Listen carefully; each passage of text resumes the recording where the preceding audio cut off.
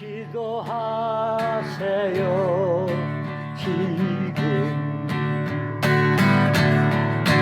아직 포기하지 마세요.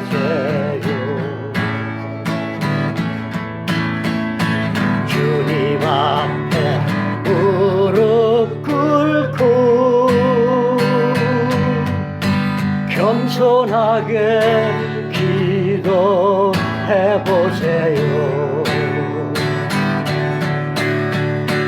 내 앞길 가로막는 장애물 있다 해도 걱정하지 마세요. 돌아서지 마세요. 슬픔도 고통도 괴로움도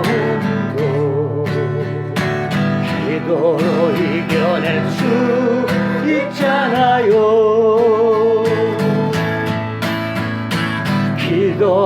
기도하세요. 기도하세요. 주님은 당신 편입니다.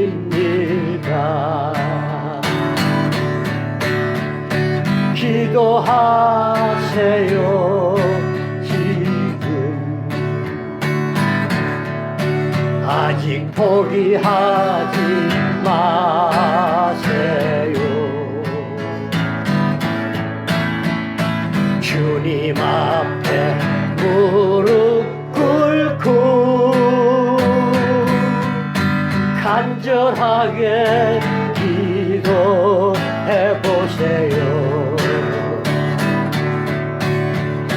하늘이 무너져도 절망하지 마세요. 주님 의지하세요. 믿음을 가지세요. 슬픔도 고통도 괴로움도 기도로 이겨낼 수 있잖아요. 기도하세요. 기도하세요. 주님은 당신 편입니다.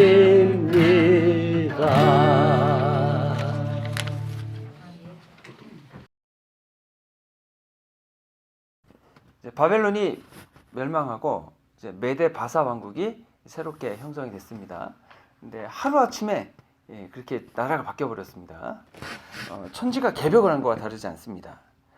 벨사살 왕이 메네메네 데겔 우바르신 그 벽에 글씨가 쓰여져 있고, 그래서 하나님이 그 무게를 달아보셨는데, 재보시고 달아보셨는데 미치지 못한다. 그래서 왕은 이 밤에 그 왕위에서 내려가야 됩니다. 이제 그렇게 얘기를 했는데, 정말 그 밤에 왕위에서 내려가고 이제 다리오가 다스리는 메데 바사 왕국이 천하를 얻게 된 거죠.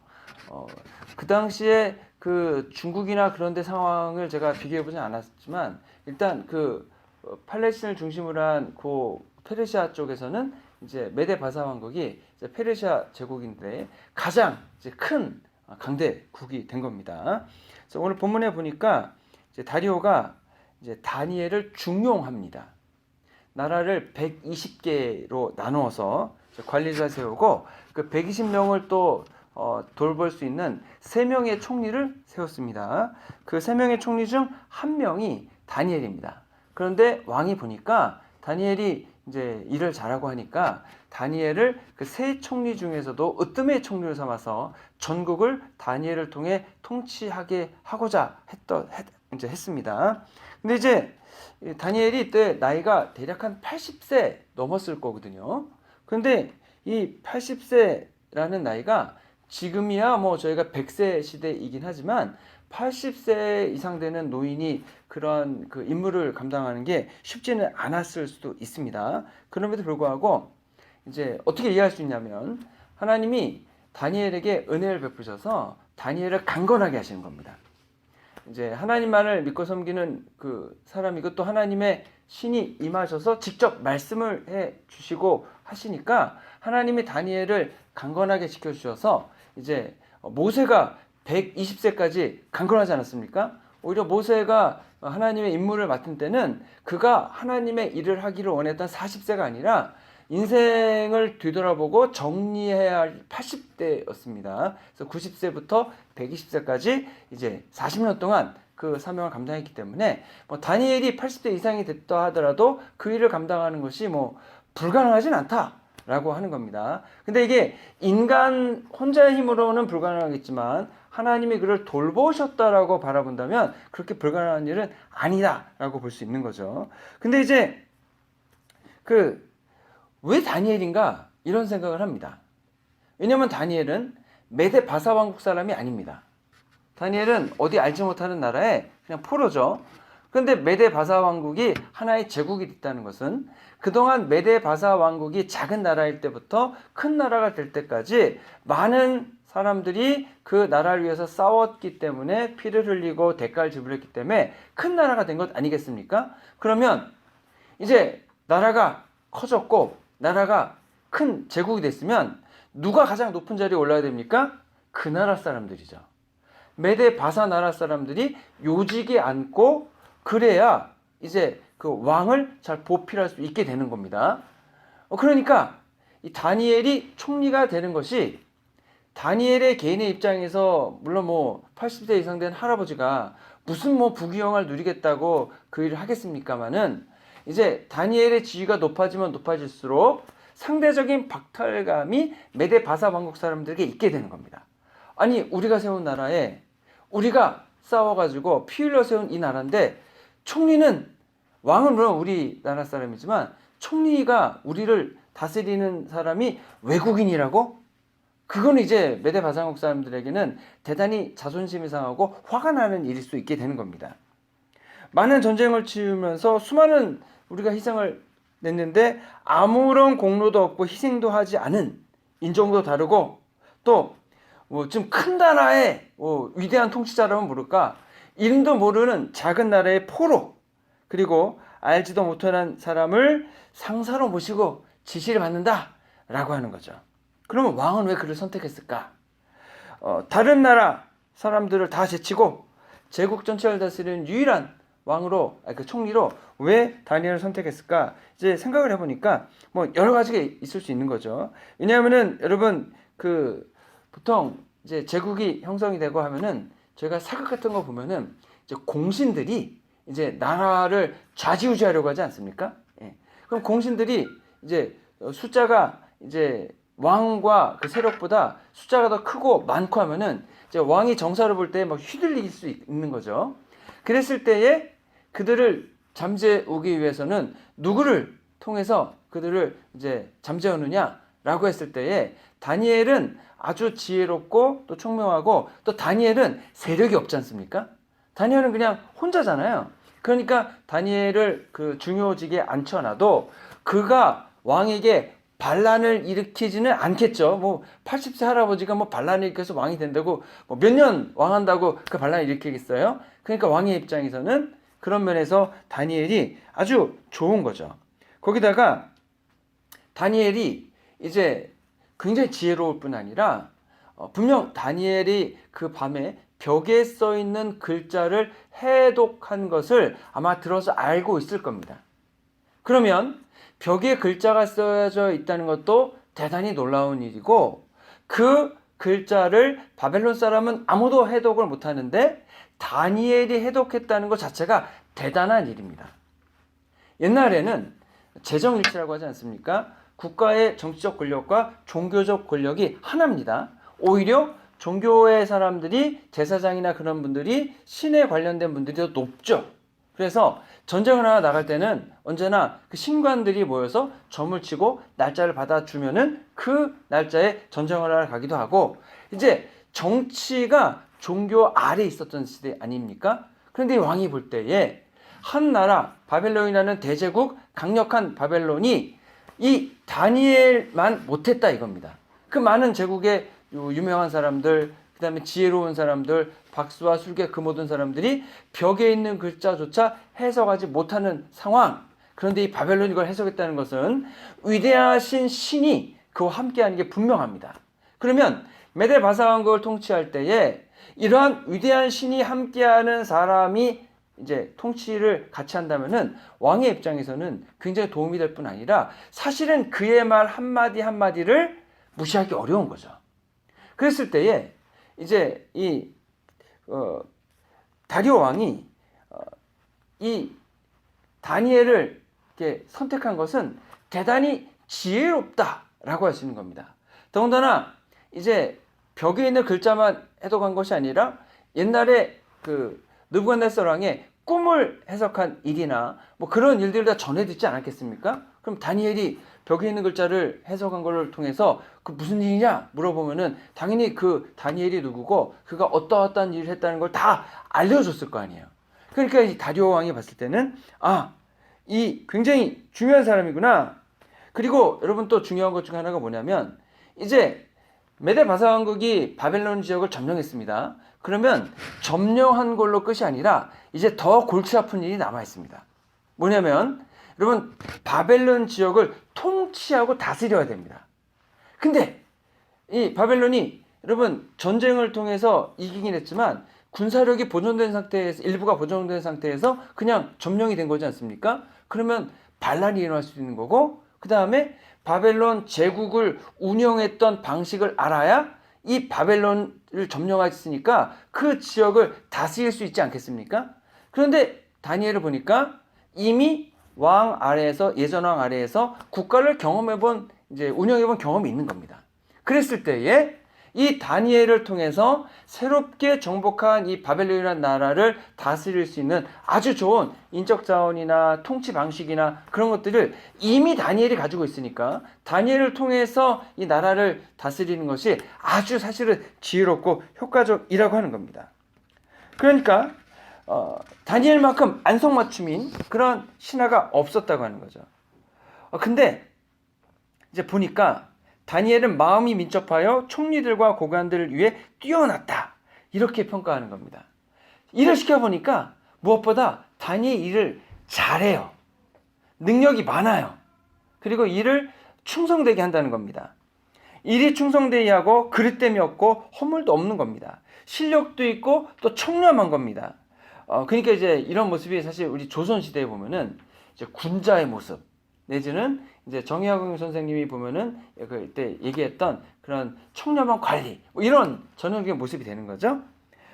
근데 이제 다니엘의 마음이 민첩하다는 얘기는 일 처리를 대단히 빠르고 정확하게 했다는 말입니다. 효율적으로 일 처리를 할 뿐 아니라 그 효율적인 일 처리는 다니엘이 소년 때부터 80세 될 때까지 그 오랜 기간 동안 그가 본격 그 정무일을 직접 봤기 때문에 경험을 통해서 얻게 된 것이라고 하는 거죠.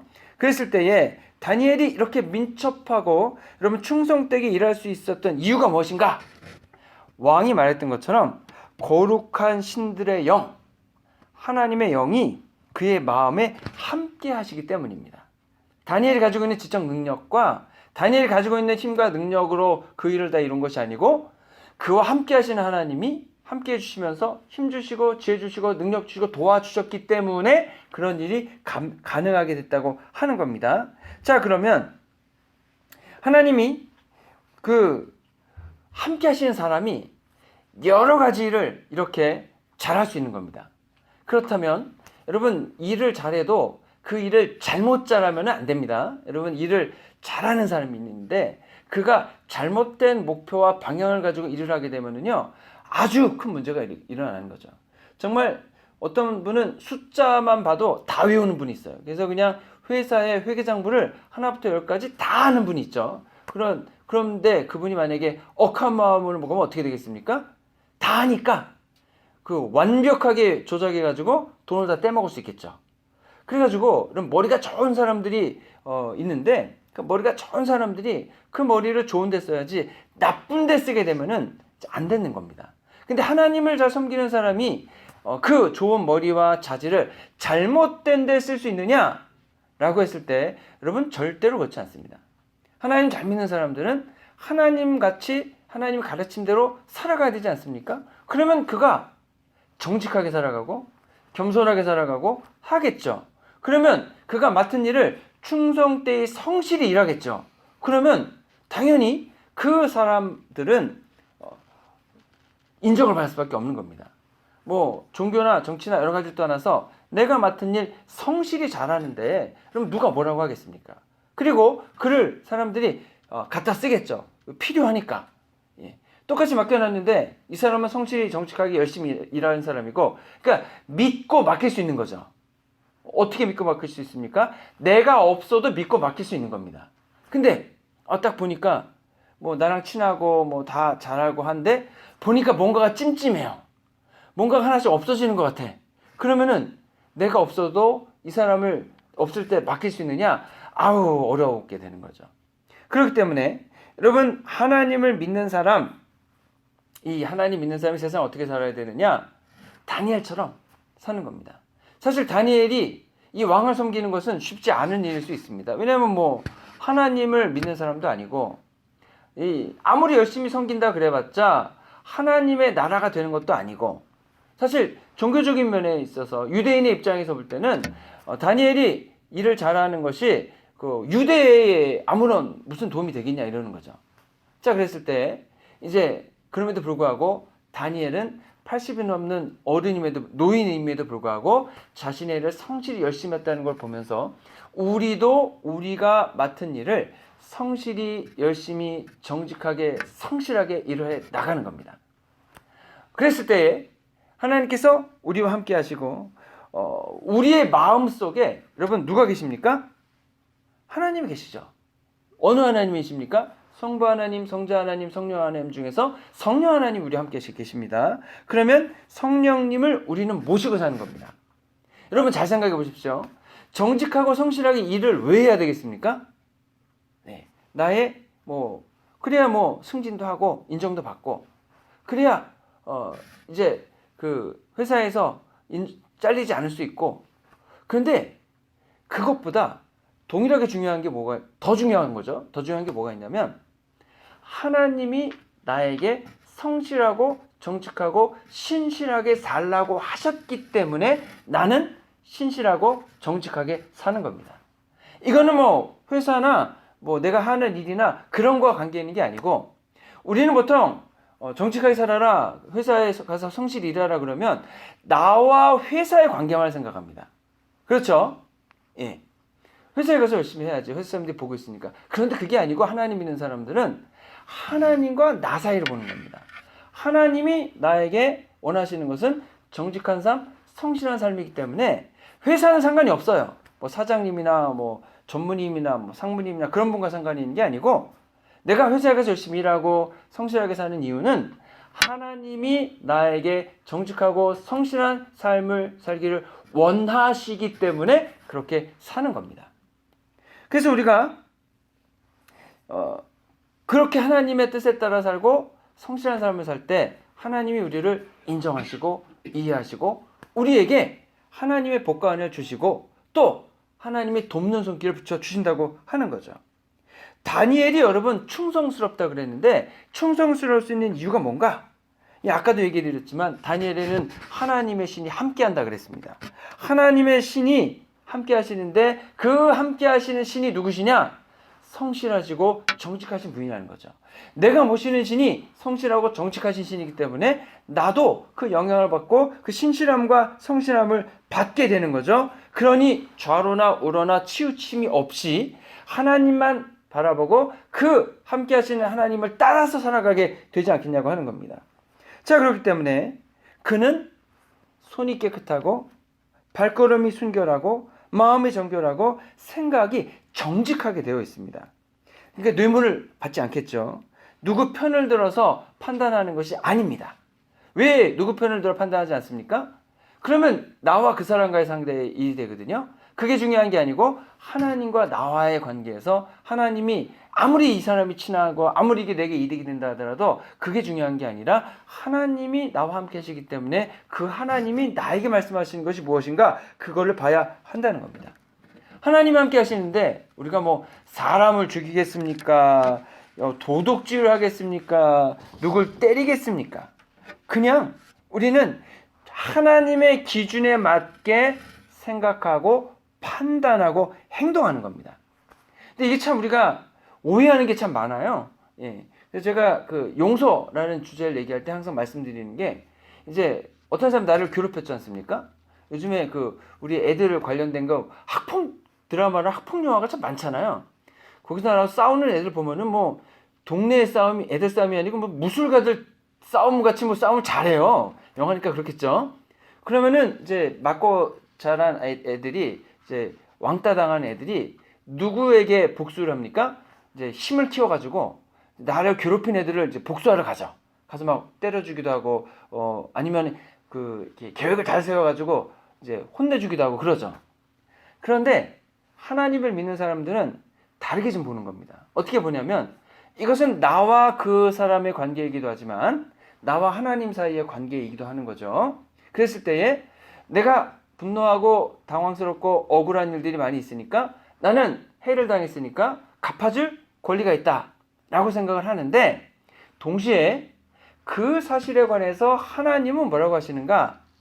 이제 하나님은 우리에게 사랑하고 마음을 나누고 격려해주고 돌봐주라고 그러시지 않으세요? 그러면은 내가 이 사람을 복수하러 가는 것은 이제 복수할 수 있는 권한은 나에게 있지만 어디에 문제가 걸리는 겁니까? 하나님이 사랑하고 돌보고 함께 잘 지내라고 하는 그 말씀에는 어긋나게 되잖아요. 자, 그러면 나는 내가 원하는 복수를 갈 것인가? 아니면 나는 하나님이 원하시는 사랑과 용서를 할 것인가? 이게 내용이 같지는 않잖아요. 내용이 정반대지 않습니까?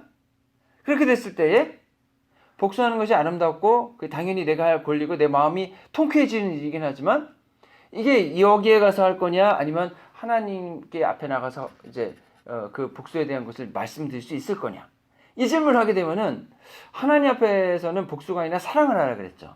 네. 그렇다고 계속 때리는데 맞고 있으면 안 되고 방법을 이제 뭐 학폭일 열든가 뭐 그 아니면 형을 데리고 가든가 해서 아무튼 문제는 해결해야겠지만 일단 우리의 마음 자세는 그렇다는 겁니다. 그랬을 때에 우리가 복수를 하지 않고 우리가 용서를 선택하고 우리가 사랑하게 선택하는 것은 무엇 때문이라고 하는 겁니까? 하나님 때문이라고 하는 겁니다. 하나님 우리에게 말씀해 주시고 우리가 하나님과 관계 사이에서 이러한 일들을 이제 해 나가야 된다고 하는 거죠. 여러분 그렇기 때문에 이제 조금 어려울 수 있습니다. 힘들 수 있습니다. 그러나 하나님이 우리에게 함께 하실 때에 그 일들을 잘 이루어 나갈 수가 있는 거죠. 다니엘이 분명 마음에 들지 않습니다. 그래서 여러분 그 메데 바사 왕국의 사람들은 어떠한 생각을 했냐면 기분 나쁜 거죠. 내가 올라갈 자리에 저 알지 못하는 사람이 올라가 있고 우리가 다스려야 되는데 그의 통치를 우리가 당하는 것 같고 그러니까 다니엘을 제거하기로 결정합니다. 공작을 시작하는 거죠. 공작을. 그래가지고 이제 다니엘을 이제 공격하기 위해서 구실을 찾는 겁니다. 여러 가지 구실을 찾았는데 아무런 구실을 찾지 못하는 겁니다. 뭐 털어서 먼지 안 나는 사람이 없다는데 이 할아버지는 털어서 먼지가 안 나는 거예요. 그래가지고 열심히 털었는데 안 털리니까 뭐 국사도 잘 돌보죠. 올바르고 정직하게 처리하죠. 게으르고 나태하지 않죠. 왜 그렇게 산다고요? 하나님을 섬기니까 하나님이 그런 분이시니까 다니엘도 그렇게 산다는 겁니다. 그러다 보니까 이제 공격할 수 있는 방법이 없으니까 다니엘이 믿는 하나님을 구실로 다니엘을 공격하기로 결정을 합니다. 이 사람들이 모르는 게 있죠. 하나님을 구실로 공격한다는 얘기는 무엇입니까? 하나님과 싸우겠다고 하는 거죠, 지금. 그래서 이제 다니엘이 이제 위기 속에 빠지게 되는 겁니다. 그래서 여러분 우리가 이제 다시 말씀드리지만 이 사람들은 다니엘을 공격하기로 결정을 했고 구실을 찾았고 그리고 다니엘 올무에 빠뜨릴 벌을 만드는 겁니다. 이랬을 때에 우리는 어떻게 대응할 것인가? 사실 우리가 살아갈 때도 이런 어려움이 있을 수 있습니다.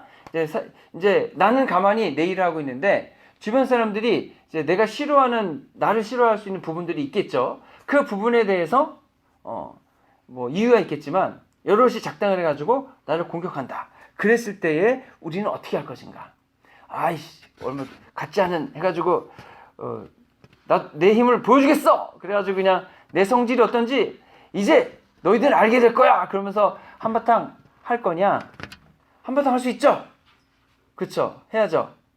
그런데 그거는 나와 그 사람들과의 관계에서 생긴 일이죠. 근데 우리는 하나님을 믿는 사람들 아니겠습니까? 그럼 우리는 뭘 더 생각해 봐야 된다고요? 나와 하나님과의 관계에서 하나님은 이 사안에 대해서 뭐라고 말씀하시는가? 이걸 봐야 된다고 하는 겁니다. 근데 하나님이 나에게 이러이러해서 이렇게 해라 말씀을 하셨는데 내가 하려는 것과는 달라요. 그럼 어떻게 해야 됩니까? 그때 씨름이 생기는 거죠. 씨름이. 그때에 하나님의 말씀에 따라 순종하는 것이 대단히 필요하다라고 하는 겁니다. 근데 이제 우리가 이 생각을 안 하는 거예요. 화가 나면 어떻게 해요? 그냥 화난다고 그냥 상대방에게 막 화를 내죠. 속상하다고 어떻게 해요? 속상하다고 그냥 상대방에게 막 풀어버리죠. 근데 그 사이에 그럼 누가 빠져 있는 겁니까? 하나님이 빠져 있는 거잖아요. 뭐가 빠져 있는 겁니까? 하나님이 하지 말라라는 것을 하고 있는 거잖아요. 이걸 잊어버려요, 우리가. 근데 이제 이게 잊어버릴 수밖에 없는 게 이게 사람이 감정적인 동물이라 감정이 훅 올라오면은 이성적인 판단이 잘 안 되잖아요. 멈춰버리잖아요. 그러니까 이해가 안 되는 건 아닙니다. 이해가 다 됩니다. 그런데 우리의 믿음과 신앙이 성숙해 간다고 할 때는 어떤 면이 또 있느냐면 화가 나고 분동이 나고 팍 할 때에 그것을 그냥 상대방과 나와의 관계니까 다 풀어버리는 게 아니라 그렇지. 하나님이 나와 함께 계시지. 그러면 이것은 나와 하나님과의 관계된 일이기도 하지. 그러고서 하나님께 여쭤보고 또는 하나님의 말씀은 이때 어떻게 하라고 했지? 기억을 떠올리고 성경 공부할 때나 말씀을 통해서 내가 배웠던 내용을 다시 떠올리고 그러면서 내가 하고자 하는 것과 하나님이 말씀하신 것의 차이를 점점점 줄여나가는 겁니다. 좁혀나가는 겁니다. 그래서 목표는 어디입니까? 내 생각대로 했던 행동에서 하나님이 말씀하신 생각으로 옮겨가는 게 신앙과 믿음의 성장이다라고 말할 수도 있다라고 하는 거죠. 그래서 우리는 충성을 다해야 합니다. 신실해야 합니다. 정직하고 우리가 맡겨준 일을 성실히 해 나갑니다. 상대방이 우리에게 뭐라 하든 신경 쓰지 않고 하나님이 주시는 말씀과 은혜와 돌보심을 기준으로 해서 그냥 살아가는 거죠. 근데 이게 여러분 우리가 이렇게 살아갈 때에 어려움이 아예 없다. 그렇게 말씀드리는 건 아닙니다. 어려움이 있죠. 왜냐하면 때로 몰려가지고 나를 괴롭히고 공격한다 그러면 얼마나 힘들겠습니까? 혼자서 감당하기도 어렵고 따돌림 당하는 게 여러분 얼마나 어렵고 인정받지 못하는 거니까 얼마나 힘이 들겠습니까? 그런데 이러한 삶을 강제로 하나님이 살라고 우리에게 또 명령하신다기보다는 하나님께서는 우리에게 권유하시고 권면하시고 이런 삶을 한번 살았으면 좋겠다. 하나님 말씀 따라 사는 것이 좋겠다. 그리고 그냥 내버려 두시는 것이 아니라 그렇게 살 수 있는 힘과 능력을 주신다고 하는 겁니다. 그래서 우리가 교회를 다니면 신앙생활을 하지 않습니까? 근데 신앙생활이 언제 재밌고 즐거워지고 능력 있게 되느냐?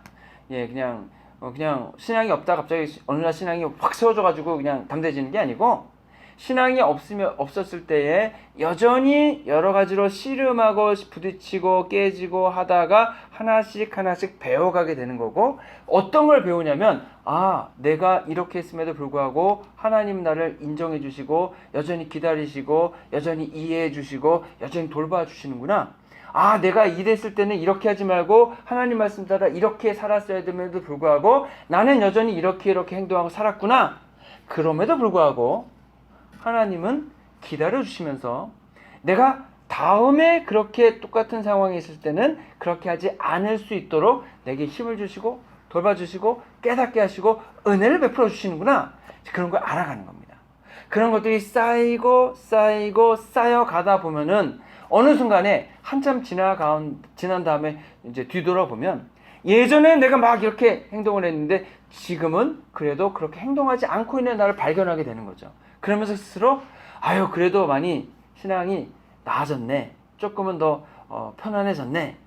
그러면서 이제 인정해 주는 거죠. 잘했다. 잘했다. 근데 물론 앞으로 갈 길도 많지만 그래도 여기까지 온 건 잘했다. 이렇게 인정을 해주는 겁니다. 도저히 우리가 용서받지 못할 죄들이 하나님 앞에 많이 있는데 하나님 우리 죄를 다 용서해 주셨고 예수님이 그 죄의 용서를 해주시기 위해서 엄청난 고난을 당하신 것 아니겠습니까? 그 덕에 내가 구원을 받고 죄 용서를 받고 하나님 자녀가 된 것 아니겠습니까? 근데 우리가 이 사실을 잊어버려요, 자꾸. 그리고 이제 막 내가 하고 싶은 대로 막 하려고 할 때 생각이 안 나요. 하지만 우리가 신앙생활을 계속해 나가면서 더 많이 생각나고 주님의 말씀 더 많이 따르고 이렇게 가야 된다고 하는 거죠. 하나님이 우리와 함께 하시기 때문에 우리가 이러한 믿음과 신앙의 성장이 있을 수 있게 되는 거고, 하나님이 돌봐주시기 때문에 하나님의 인도하심을 따라갈 수 있게 되는 겁니다. 그래서 공격도요, 여러분, 아주 사악한 사람들이 뭐냐면, 아니 다니엘이 하나님을 잘 믿고 있잖아요. 근데 하나님 믿는 걸로 공격을 해요. 우리가 너무 소중하고 중요하게 생각하는 그것을 가지고 공격합니다. 아니 예수님을 그 사단마귀가 시험을 할 때도 하나님 말씀으로 공격하잖아요. 자, 그래서 이 느부갓네살 왕이 하나님을 경외하는 자리까지 나아갔습니다. 그리고 다니엘의 세 친구가 풀무불에 들어갔던 것도 이제 분명히 이 사람들이 알 겁니다. 그리고 예전에 느부갓네살 왕이 꿈을 해석한 것도 다 알 거잖아요. 다니엘의 대적들도 분명히. 근데 느부갓네살 왕은 하나님을 성실히 섬기는 사람으로 물론 100% 바뀌었는지 모르겠지만 아무튼 인정을 하지 않았습니까?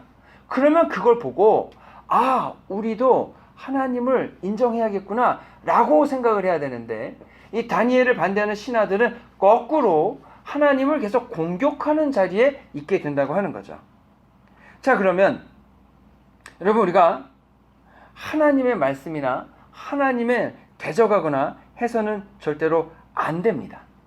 우리는 오직 하나님 한 분만을 인정하고 하나님께 나아가야 됩니다.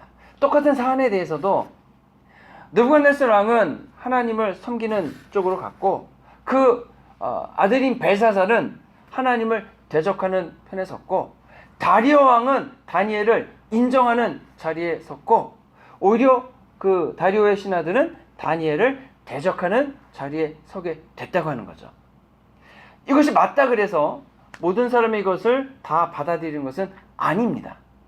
중요한 것은 내가 하나님을 받아들이고 하나님을 인정하기로 결정하는 겁니다.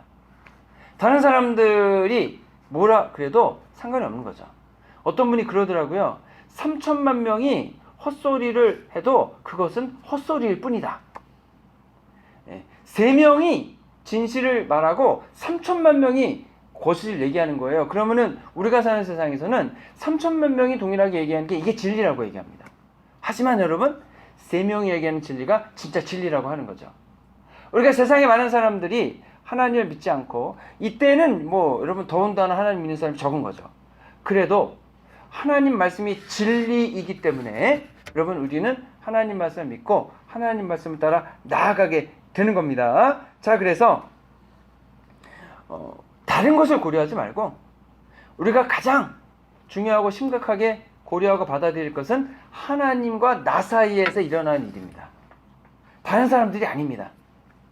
하나님이 나에게 말씀하시는 것, 하나님이 내게 원하시는 것, 그것을 알고 듣고 그 일을 내 삶 속에 적용해 나가고 실행해 나가는 것이 가장 중요합니다. 그랬을 때에 하나님 준 돌보심과 능력과 여러 가지 일들이 있는 거죠. 그것을 보여주는 사람이 누구다? 다니엘이다.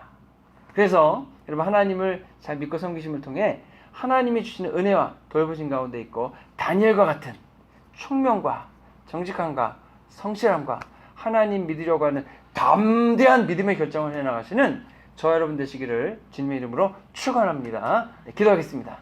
좋으신 아버지 하나님, 저희들이 하나님만을 믿고 섬기기를 원합니다.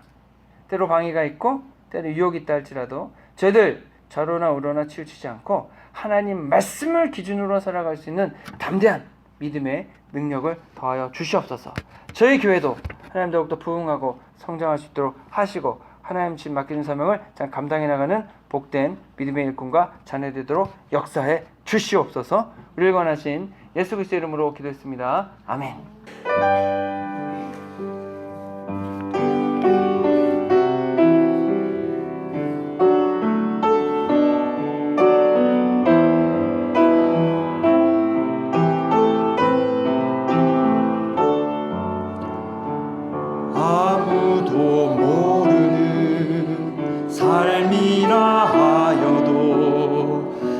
스치듯 지나는 삶이라 하여도 후회하지 않고 오늘을 사는 것은 가장 귀한 삶을 알미라. 내가 꿈꾸는 일 이루지 못해도 내가 바라는 것 다 갖지 못해도 낙심하지 않고 오늘을 사는 것은 가장 귀한 삶을 알미라. 내가 복음을 알고 내가 복음을 믿고 내가 복음을 전하며 살아간다면 나의 삶은 가장 귀한 삶이라. 내가 예수를 알고 내가 예수를 믿고 내가 예수를 전하며 살아간다면 나의 삶은 가장 귀한 삶이라.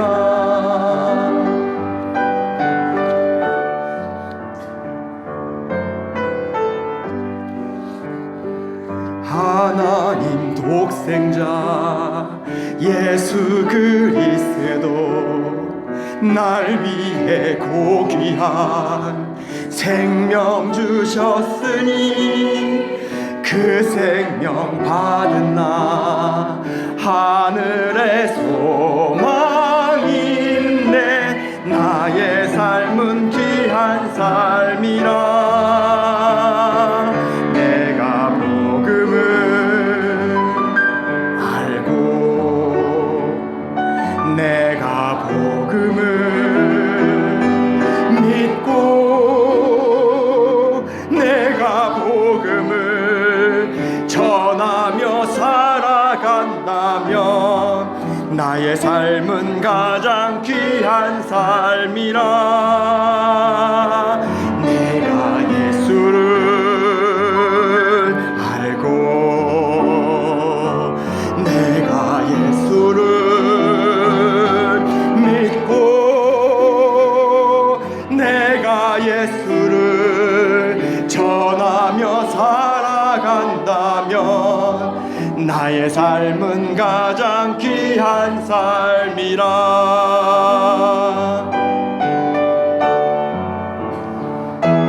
내가 예수를 위해 내가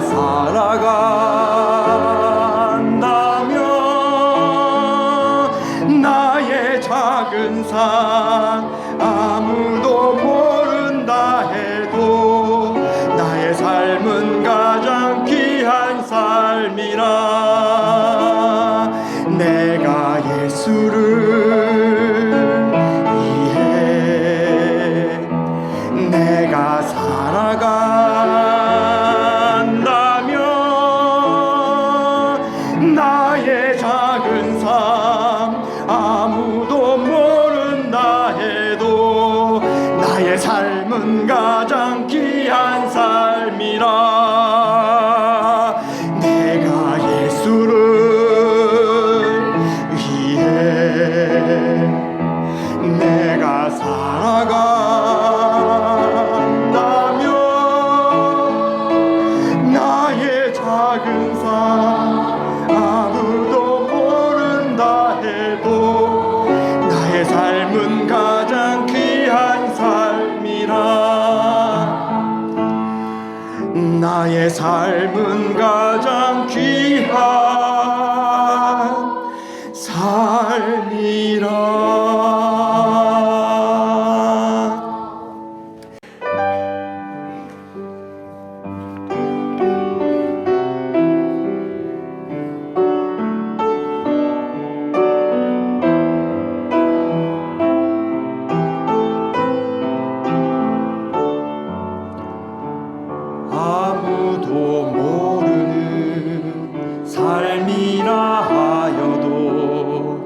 스치듯 지나는 삶이라 하여도 후회하지 않고 오늘을 사는 것은 가장 귀한 삶을 알미라.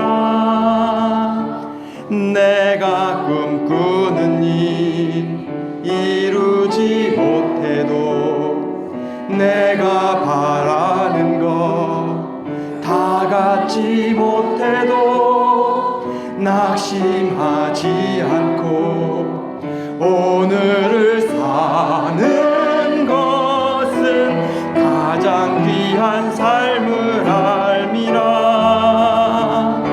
내가 복음을 알고 내가 복음을 믿고 내가 복음을 전하며 살아간다면 나의 삶은 가장 귀한 삶이라. 내가 예수를 알고 내가 예수를 믿고 내가 예수를 전하며 살아간다면 나의 삶은 가장 귀한 삶이라.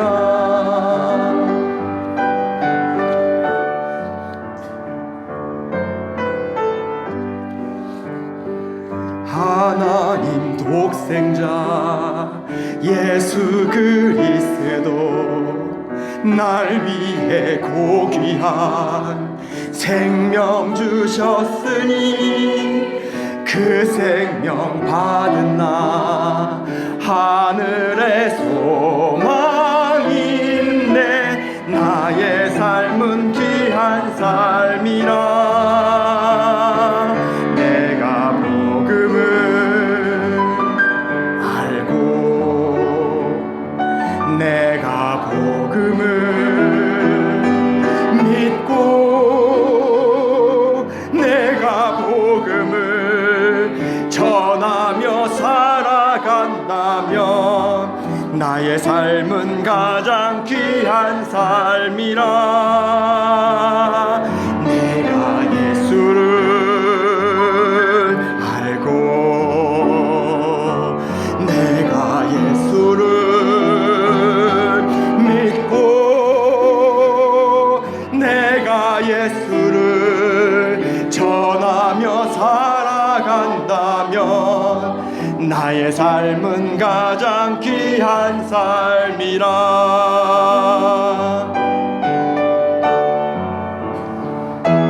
내가 예수를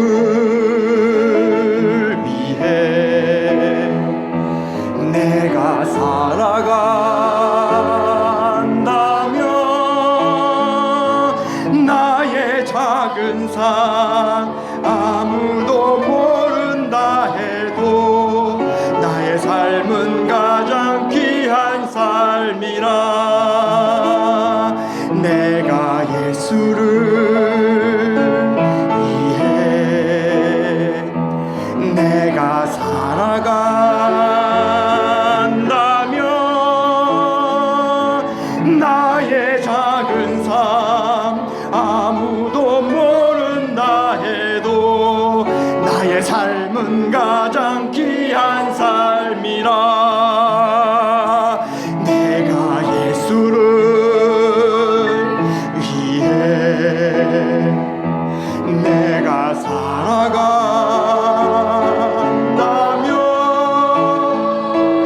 나의 작은 삶 아무도 모른다 해도 나의 삶은 가장 귀한 삶이라. 나의 삶은 가장 귀한 삶이라.